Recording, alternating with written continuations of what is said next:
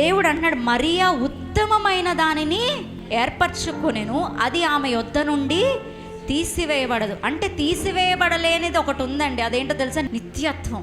యేసుని వెంబడించే గుంపులో ఎవరైతే చేర్చబడుతున్నారో మీ అందరికీ దేవుడిచ్చే పేరేంటంటే ఉత్తమమైన వారు. హల్లెలూయా.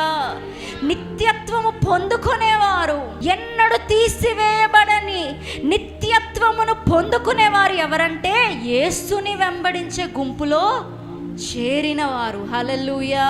మీరు పనులు చేసే కంటే దేవుడు ఏం కోరుకుంటున్నాడంటే మీరు ఆయనతో సహవాసం చేయాలి. సేవకులైతే మా దగ్గర దేవుడు ఏం కోరుకుంటున్నాడంటే నువ్వు సేవే చేయకపోయినా పర్లే, రూమ్లో కూర్చుని నా పాదాల దగ్గర కూర్చుంటే చాలు.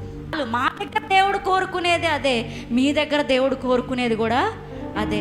మీరు నా కోసం ఏం చేస్తున్నారు అనేది నాకు అవసరం కాదు, కానీ మీరు నా ఎదుట ప్రతిరోజు కొన్ని గంటలైనా మీరు ఏం చేయాలి? నా ఎదుట నిలవబడాలి. హల్లెలూయా.